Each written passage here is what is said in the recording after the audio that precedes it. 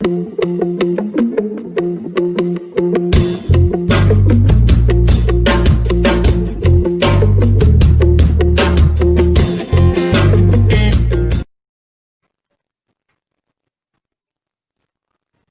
good morning students.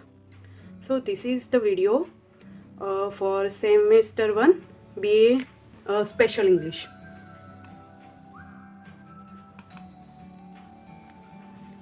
First of all, we will discuss about our syllabus. So there are two papers, two special papers in semester 1. That paper number CC101. The name of the paper is Introduction to the Forms of Literature.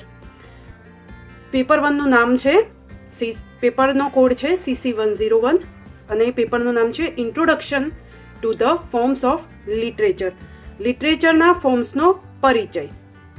તો ડિટેલમાં આપણે એના વિશે ચર્ચા કરીશું. Syllabus English paper CC101.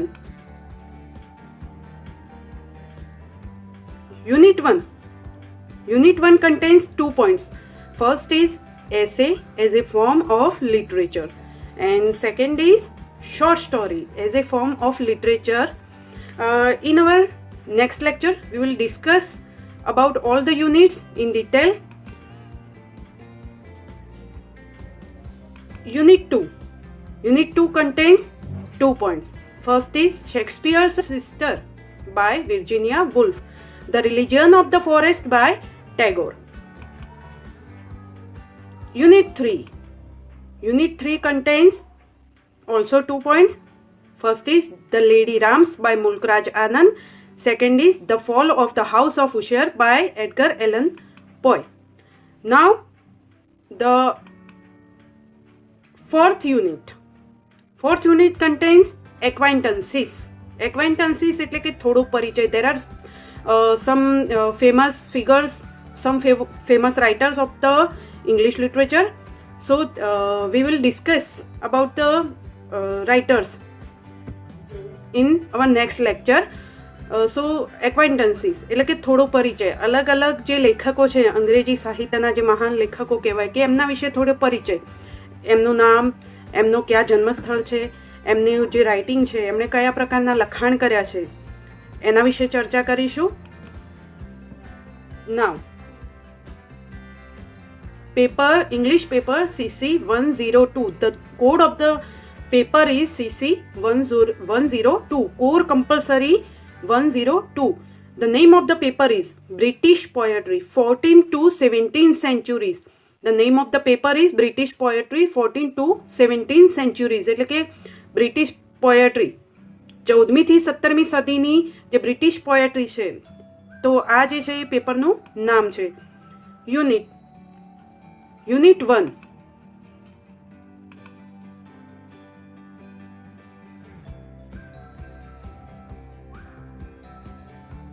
Unit 1 contains 3 points.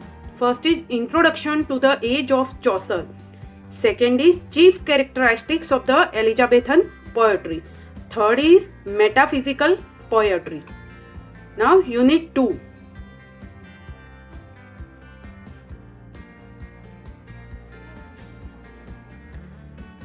In Unit 2, Geoffrey Chaucer's The Pardoner's Tale. Geoffrey Chaucerની એક short story છે જેનું નામ છે કે partners tail. Unit 3.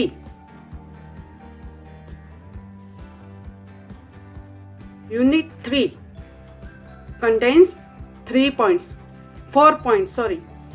First is Edmund Spenser selection from Amoretti sonnet number 75. One day I wrote her name. Edmund સ્પેન્સરનું એક sonnet છે 75 નંબરનું, one day I wrote her name. Second is William Shakespeare sonnet number 65 since brass nor stone. Third Christopher Marlowe's the face that launched 1,000 ships. And fourth one is John Donne's They Be Not Proud. In Unit 4, there are acquaintances about the writers. Same as in our paper 101. Okay, so these are some of writers of Unit 4. Okay, literature તો સાહિત્ય semester 1નો syllabus છે. Semester 1માં first of all સાહિત્ય ભણવા જઈ રહ્યા છીએ, ત્યારે literature એટલે કે સાહિત્ય. સાહિત્ય એટલે શું, તો એની થોડીક માહિતી આપીશ તમને. તો literature definition: literature is anything that is in a return or a printed form. સાહિત્ય એક એવું લખાણ છે. સાહિત્ય કોને કહેવાય, તો સાહિત્ય કંઈ પણ લખાયેલું કે છપાયેલું તેને કહેવાય છે સાહિત્ય. આ એક જનરલી વ્યાખ્યા છે કે જે આપણે સાહિત્ય માટે વાપરીએ છીએ. સાહિત્યને ડિટેલમાં સમજીશું. According to this meaning, literature means time tables of railway, catalogs, textbooks, travel brochures, menu cards, newspapers, etc. All these materials giving information about all these things. એટલે કે જો literature is anything that is in a return or a printed form, જો એ આપણે વ્યાખ્યા કહીએ છીએ સાહિત્યની, તો આ સાહિત્યની જે વ્યાખ્યા છે એને લગતા કહીએ તો લિટરેચરનો મિનિંગ શું થાય? સાહિત્યનો મિનિંગ એટલે કે ઘણા રેલવે સ્ટેશન, બસ સ્ટેશનના ટાઈમ ટેબલ્સ કહીએ. એક્ઝામ્પલ્સ છે થોડા: કેટલોગ્સ, ટેક્સ્ટ બુક્સ એટલે કે આપણી ચોપડીઓ, travel brochures, menu cards, newspapers etcetera, બધાને આપણે સાહિત્ય કહીશું કે જે આ બધાની થોડી જે બધાની ઇન્ફોર્મેશન એટલે કે માહિતી આપે છે. Literature is a commentary on and a criticism of life. An advertisement may also express feelings, thoughts and attitude to life, yet it is not permanence. તો આના દ્વારા એવું કહેવાય છે કે જે લિટરેચરની વ્યાખ્યા છે કે that is literature is anything that is in a return or a printed form. એટલે કે સાહિત્ય કંઈ પણ લખાયેલું કે છપાયેલું તેને સાહિત્ય કહેવાય. તો એડવર્ટાઇઝમેન્ટ જેમ કે આપણે text books, travel brochures, time tables of railway station, menu cards, આ બધાની જે વાત કરી, તો એ શું છે કે વસ્તુ વિશેની એડવર્ટાઇઝમેન્ટ, એના વિશેની information.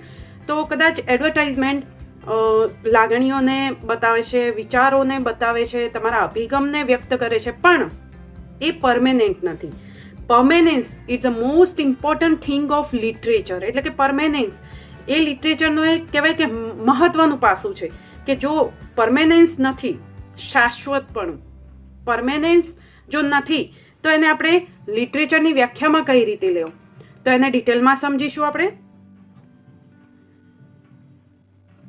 So long as man can breathe or eyes can see, so long lives this and this gives life to thee. જો લિટરેચરને પરમેનન્સને એક પ્રેઝન્ટ કરતું આપણે શેક્સપિયરની 2 લાઇન્સ લેવામાં આવી છે કે so long as man can breathe, જ્યાં સુધી માણસ જોઈ શકશે, જ્યાં man can see or eyes can see, જ્યાં સુધી માણસ શ્વાસ લેશે, જ્યાં સુધી તેની આંખો જોઈ શકશે, ત્યાં સુધી તેનું શાશ્વતપણું ટકીને રહેશે. સો these are two famous lines of William Shakespeare's sonnet which tells about the permanence of his poem. એટલે કે આ લાઇન્સ દ્વારા શેક્સપિયર પોતાની જે પોયમ છે એની પરમેનન્સ એટલે કે જ્યાં સુધી માણસ વાંચ્યા પછી, જ્યાં સુધી રીડર જે છે એ શ્વાસ લેશે, જ્યાં સુધી એની આંખો જોઈ શકશે, ત્યાં સુધી એની આ જે કવિતા છે એની પરમેનન્સ, એનું શાશ્વતપણું એના દિમાગમાં, એનામાં ટકી રહેશે કે એના વિશે જાણતો હશે. ફોર એક્ઝામ્પલ, લિટરેચરના ઉદાહરણ તરીકે જો આપણે લેવા હોય તો there are so many examples of literature. Ramayana, Mahabharata, Edmund Spenser's of the Faerie Queene, Lycidas, Milton's Lycidas. These are some examples of literature. કારણ કે એમાં પરમેનન્સ, એક મહત્વનું તત્વ જે છે એમાં પરમેનન્સ એટલે કે શાશ્વતપણું ટકેલું છે. બહુ જ વર્ષો પહેલાં, ઘણા વર્ષો પહેલાં લખાયેલા છે, છતાં પણ આજે આપણે વાંચીએ છીએ કે વાંચ્યા પછી આપણને એની પરમેનન્સ જે કહેવાય છે કે એનું શાશ્વતપણું આપણા દિમાગમાં ટક્યું છે. Literature, this is the second term of literature. Literature is writing which expresses and communicates thoughts, feelings and attitude towards life and the world. સાહિત્ય એક એવું લખાણ છે કે જે આપણા વિચારો, આપણી લાગણીઓ અને આપણા જીવન અને વિશ્વ પ્રત્યેના અભિગમને પ્રેઝન્ટ કરે છે. તો એ છે સાહિત્ય. સાહિત્યની જે બીજી વ્યાખ્યા કહેવાય, literature is the finest expression of thoughts. The writer presents his vision of life in the most attractive way. આના વિશે જો આપણે વાત કરવી તો સાહિત્ય દ્વારા જે રાઇટર છે, જે લેખક છે, તે પોતાનું જે શું રિવીલ કરે છે કે પોતાનો દૃષ્ટિકોણ, જે જીવન વિશેનો પોતાનો દ્રષ્ટિકોણ તે તેના લખાણમાં પ્રેઝન્ટ કરે છે, જેને આપણે વાંચીએ છીએ. સાહિત્ય લેખક ક્યાંથી બિલોંગ કરે છે, લેખકની વિચારો કેવા છે, તેનું દ્રષ્ટિકોણ કેવો છે જીવન પ્રત્યેનો, વિશ્વ પ્રત્યેનો, કોઈ પણ વસ્તુ કે વ્યક્તિ પ્રત્યે તેનો દ્રષ્ટિકોણ કેવો છે, તે એના લખાણ પરથી આપણે જાણી શકીએ છીએ. તો એના લખાણ દ્વારા, લિટરેચર દ્વારા પોતાના જે દ્રષ્ટિકોણને રાઇટર જે છે એ પ્રેઝન્ટ આસાનીથી કરી શકે છે બધાની સામે. Literature may be good, bad or indifferent. સાહિત્ય કેવું હોવું જોઈએ? સાહિત્ય સારું હોય, ખરાબ હોય, અલગ તરી આવતું હોય. ઘણા સાહિત્યમાં આપણે ઘણી બુક્સ વાંચીએ છીએ, તો બુક્સ માટે એવું કહેવાય છે કે સાહિત્ય, કેટલીય બુક્સ છે જે આપણને ગમે છે, અમુકમાં વાંચીને મૂકી દેવી ગમે છે, અમુકને બહુ વધારે પડતી વાંચવી, જેમાં આપણે ડીપલી ઊંડાણપૂર્વક ઉતરીએ છીએ અને એમાંથી કંઈક મેળવીએ છીએ જે આપણને ગમે છે. તો એના માટે એક ફેમસ કોટેશન છે. This is one of famous quotation by Francis Bacon, the father of English essays. Francis Bacon is called the father of English essays. This is his famous quotation about books. Some books are to be tasted, others to be swallowed, and some few to be chewed and digested. એટલે books, આ quotation દ્વારા આપણે એવું કહી શકીએ છીએ કે કોઈક વાનગી, ઘણી વાનગીઓ એવી હોય છે, ફોર એક્ઝામ્પલ જો એને સિમ્પલ ભાષામાં, સરળ ભાષામાં સમજાવવું હોય તો કેટલીક વાનગીઓ એવી હોય છે કે જેને આપણે ફક્ત ચાખીએ છીએ. ઘણી વાનગીઓ એવી હોય છે કે જેને આપણે સૂંઘીને મૂકી દઈએ છીએ, ખાવી કે નહીં ખાવી એના પછી ડિસાઈડ કરીએ છીએ. કેટલીક જ એવી હોય છે જેને આપણે ચાવીએ છીએ અને જે આપણે પચાવીએ પણ છીએ. તો એ રીતે બુક્સ પણ, લિટરેચર પણ એવું હોય છે. ઘણી બુક્સ આપણને થોડી વાંચી ડિસાઈડ કરીશું વાંચવી કે નહીં વાંચવી. થોડી તો આપણે જસ્ટ કવર જોઈને મૂકી દઈશું, અધર્સ ટુ બી સ્વેલોડ, જસ્ટ કવર જોઈને મૂકી દઈશું કે વાંચવી કે નહીં વાંચવી. થોડીક જ એવી હોય છે કે જેને આપણે વાંચીને એને ડીપલી આપણા જીવનમાં ઉતારીએ છીએ. તો એને કહે છે ચીવ્ડ એન્ડ ડાયજેસ્ટેડ. તો આ લિટરેચર કયા પ્રકારનું હોય છે, કે લિટરેચર સારું પણ હોય, ખરાબ પણ હોય, અલગ તરી આવતું હોય, તો એ આપણા ઉપર રીડર ઉપર ડિસાઈડ કરે છે કે વાંચવું ન વાંચવું, એ રીડર ઉપર ડિસાઈડ કરે છે. Qualities of good literature. સારું સાહિત્ય કેવું હોય છે? Originality, technical skill or craftsmanship, a consciousness of moral values. સારું સાહિત્ય કેવું હોય છે કે જે પણ રાઇટર છે તે લખે છે, જે રીડરને સમજાય એ રીતે, જે વાંચવનાર છે વ્યક્તિને સમજાય, એની ભાષા, એનો દ્રષ્ટિકોણ, એને જે વિચાર મૂક્યો છે એને કઈ રીતે સમજી શકે છે વાંચનાર, રીડર, જે એને વાંચી શકે અને સારી રીતે સમજી શકે. પ્લસ કે આપણે સાહિત્ય કેમ વાંચીએ છીએ? Y do we study literature? આપણે સાહિત્યને આપણા સ્ટડી તરીકે આપણે ચોઇસ કર્યું છે, તો એના કારણો, Y do we study literature?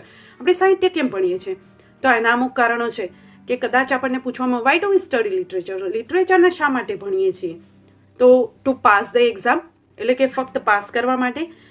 Four interest, કારણ કે આપણને રસ પડે છે.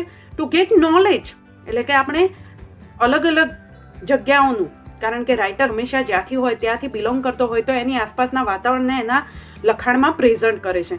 તો નોલેજ માટે, તો એના દ્વારા આપણને નોલેજ મળશે, ભાષાની જાણકારી મળશે, અલગ અલગ એરિયા, જે રાઇટર જે છે એના વિશેની માહિતી મળશે, આપણને નોલેજ આપશે. તો એના માટે આપણે સાહિત્યને ભણીએ છીએ. તો આ હતી સાહિત્યની થોડી માહિતી. એટલે કે સાહિત્ય એટલે શું? કારણ કે આપણા પેપર 101માં essay as a form of literature, કારણ કે સાહિત્યના ઘણા ફોર્મ્સ છે કહેવાય છે કે, તો આમાંથી આપણે 2 ફોર્મ્સ તો આપણા સિલેબસમાં જ ભણવાના છે. Essay as a form of literature and short story as a form of literature.